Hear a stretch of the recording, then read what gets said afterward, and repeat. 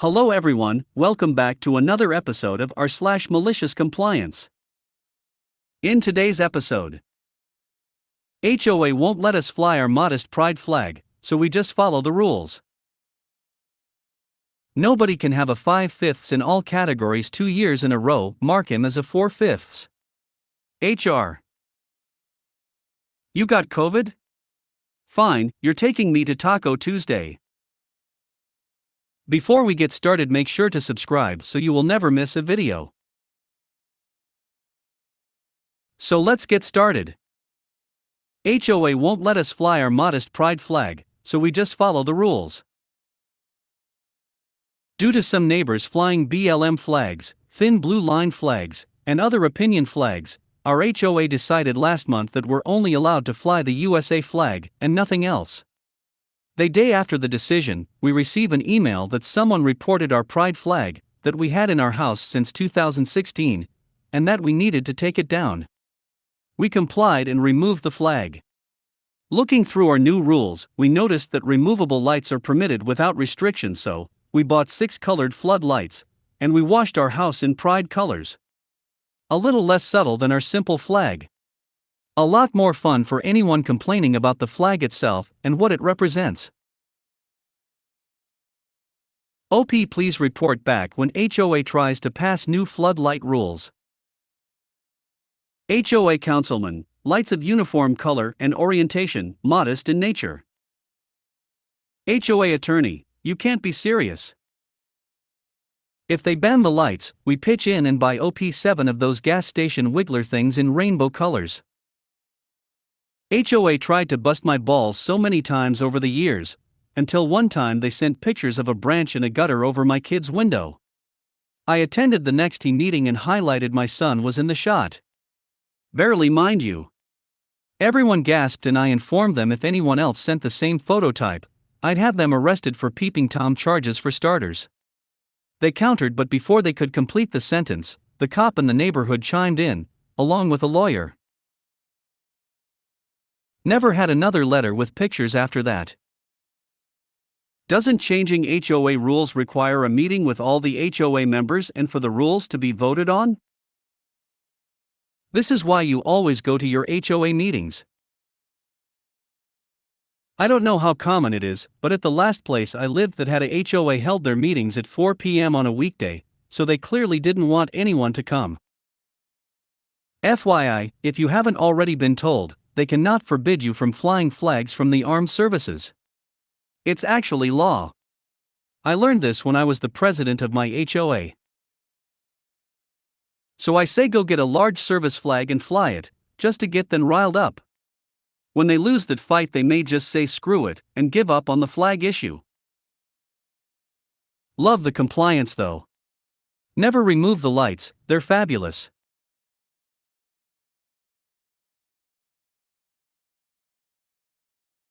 Hear me out, a rainbow service flag, there has to be one out there, smiley face. Whoa. The lighting is much better than a simple flag emo. The day after the decision, we receive an email that someone reported our pride flag that we had in our house since 2016. Wait.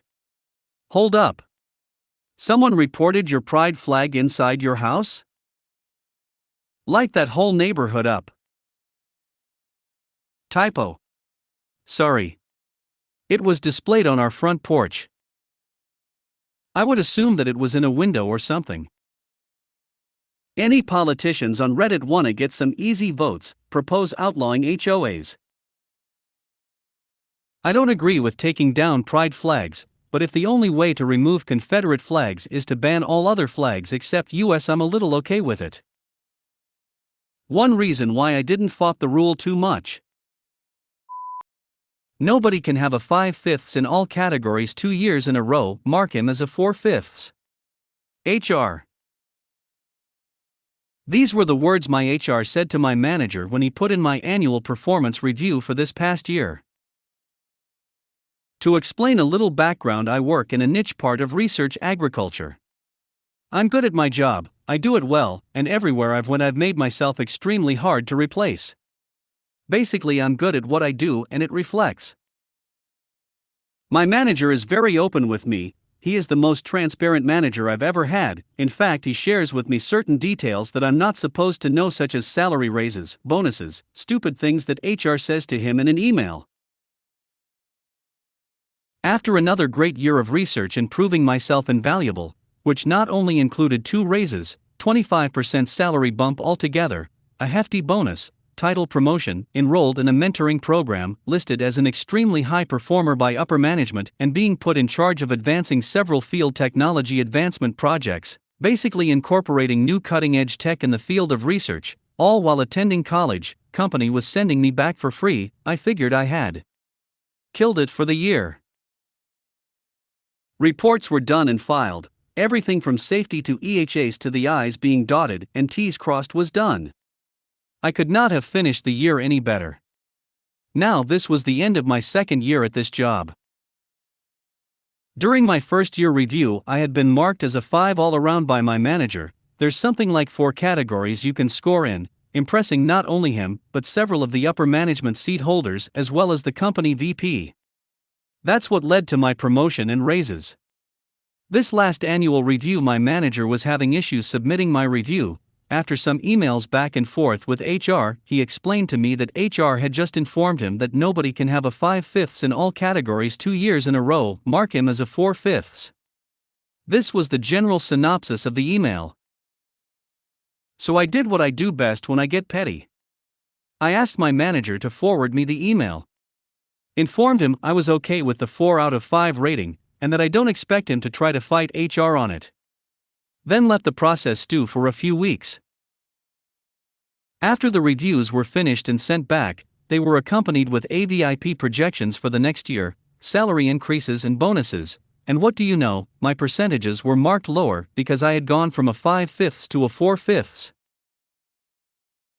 Since the report made it seem that my performance had lacked this year from the last because of my score, even though my actual performance never suffered, I was put in a lower category of AVIP. Meaning less money for me, which wasn't gonna fly. I put together all of the report, the email from HR, as well as the input from both my manager and my peers that are included in my review, and emailed it to my VP, Director of Marketing, and Director of R&D, with my manager and HR said I wrote, this is fairly summarized. Due to the failure of the company to recognize my growth as an individual and mark me as slipping backwards on a progressional chart, when it was obvious I had not, I will henceforth begin taking on only 80% or 4/5 THS of the current workload I have been assigned. I have been absolutely committed to the work and projects I have been assigned, in fact getting my station ahead on audits, various projects, and coming under budget for the second year in a row seems to have been overlooked when due diligence was observed for my annual review, all due to the fact that an employee cannot be a May 5th twice in a row. I believe it to be absurd that this is how my performance is graded when I have had no complaints or issues from my peers, customers, or managers throughout the year, in fact being told the exact opposite. I will look forward to my performance review next year to see how HR determines my new score. I sent this on a Friday at 4 p.m. right before I left. I got an email Sunday evening from my VP with HR said stating that my review has been changed. Monday morning I had my new AVIP projections in my inbox. Sometimes you gotta go to bat for yourself. A former employer of mine set up their annual performance reviews with 5 levels. Except you were not allowed to give an employee the highest level. It was there only to try and motivate employees to do better and maybe get it next year. HR policies like that drive me nuts, and drive good employees out. When I was younger I worked in retail, Sears SHC. There was an assistant manager who got a 5 and several 4s on her review. A couple of corporate suits came down, pulled her in the office and berated her about why she thought she was a 5. Half an hour later she came out in tears. Pretty terrible system if you ask me. This is great. I'm glad it worked out for you. I worked on place, large company, for 15 years. For the first 8 years I received 5/5 in every category. Then in year 9, I was surprised to see 3/5 in some areas. 4s and 5s were automatically blanked out on the updated performance review.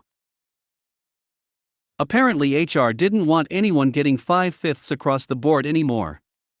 Stated employees lose motivation if they don't see any need for improvement. I'm glad I left. Sounds like you weren't losing motivation if you were achieving a 5/5 after 8 years of service. HR tries so hard to justify their salary with **T policies. I hate ridiculous rules like that, or no one can be May 5th, they don't walk on water. You did the right thing and got noticed. Bouncing Ball Pet Store tosses out the surveys on their receipts, at least before their buyout. No idea now if it's rated a 5. No customer is ever truly happy. There is something wrong / suspect with the survey / review at that point. Very nice. Just be careful now. HR knows who the snitch is, your manager, and will make their life miserable for giving you the ammunition to call them out on. I asked my manager beforehand if he was okay with me using his forwarded email, and he was. The company I work for is actually really good about taking care of employees, but they tend to bog themselves down with stupid ideas such as this. The rule supposedly came down from our parent company, and was overruled by our VP when it came down to my situation.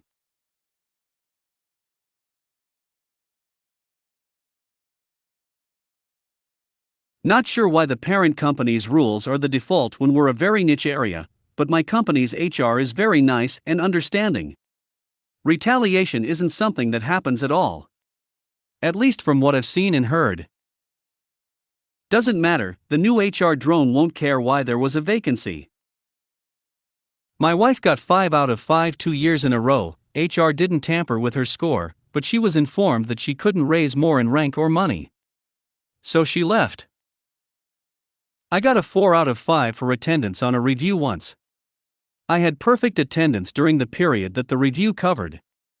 I didn't care enough about that job to protest or petition to have my score changed because I had already realized that the only way I could work for them long term was as a manager. I had also already realized that there was absolutely no scenario where I could see myself wanting to work for them as a manager.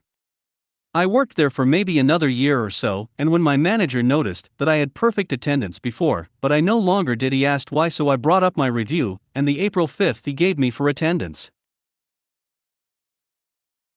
My first boss when I started said, "We'll go March 5th, but you're doing a good job and getting the full raise."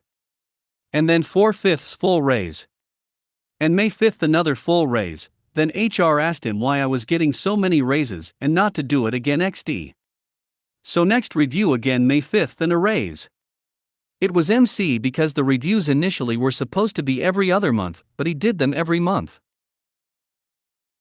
He's since retired, but a great boss I'll always remember. He was old school, out on the floor working, instead of just sitting in the office answering emails and chatting and gossiping. He got that stuff done and would work. Everyone else at his level never did any work. Just kill time in their offices.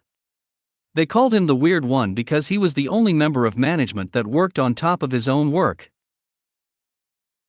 My last job had a similar grading scale for reviews. There were 6 categories in all. I rated a newish 1 to 3 years employee very well because that's what they deserved. I got an email back from my manager telling me to lower some scores because they were too high for someone that hasn't been there for a long time. I told that employee about all that and submitted a lower score with a comment on how they deserved to be higher. When they got that review, they were obviously less than thrilled and quit a short time after. My manager couldn't understand why they quit. I used to be responsible for ensuring that products appeared correctly and on time on online platforms, but was not responsible for the sales themselves. I didn't get a May 5th because HR said if you're not responsible for sales, you can't get a May 5th. And I was like, are you kidding me? Then I could never get 5/5 no matter how hard I try. My position allowed me big talk and the system was changed, but it was ridiculous from the start. Sounds like my country's civil service. After a promotion, you would get a default average performance grade the following year. Quite obviously, newly promoted people won't go all in. You got COVID? Fine, you're taking me to Taco Tuesday. So, my retired friend is old and set in his ways. He's got these crackpot ideas on immunity, terrain theory, alkalinity, etc. He thinks if he eats enough salads that he won't get COVID. He doesn't push his ideas, got vaccinated, and eats very healthy, so it's not an issue. He also thinks some random sniffle he got a year ago was COVID. We're shooting the sh*T, and he proclaims that if he were to get COVID again, he'd be asymptomatic. I've been following the data and knew that 90% of positive cases were symptomatic, so I had a good wager on my hands. So, I bet him a Mexican dinner that he'd be symptomatic. Fast forward a few months, he says that he felt off one afternoon, and that he must have had COVID. No test, nothing. In my heart, I knew that he didn't have COVID. But I put forward that since he felt off, he had symptoms, and then said symptomatic COVID and claimed my bet. I ordered the most expensive item on the menu, the steak fajitas, but declined the offer of a beer. Got to keep my alkalinity up. And then everyone got COVID. But that was a desperate tragedy. The real COVID is the friends we made along the way. If he eats enough salads that he won't get COVID. I think I'm gonna get COVID. Oh man, I'm not liking my odds. I'm at that stage of winter where I get constant sniffles or scratchy throats with dry air. Luckily, I live alone, but minimal socialization for a while. Sigh. Same. Consider adding a humidifier and keep it in your bedroom. Had 88-year-old FIL who sincerely believed going to a hospital was going to die. Did his own roof in his 70s. Don't doubt old people. Some people should be doubted regardless of age. Well, at 88, if you are going in for a surgery, that's a pretty likely outcome. Any time you are put under past 80 is rolling the dice. He told you he lost the bet, and you did not call him a liar. He told you he lost the bet, and you did not call him a liar. Not sure what a liar has to do with this, huh? Could you cite your sources? I'm wondering where you got that statistic, as that's not what we are seeing in healthcare. I would like to know that as well. I haven't seen 90% and I'm not in healthcare, but I'm following the data more than almost anyone else I personally know. Toot toot. Dumb and Dumberer. Terrain theory. Critics of germ theory stating that germs don't exist, and that illnesses come from not living in tune with your environment.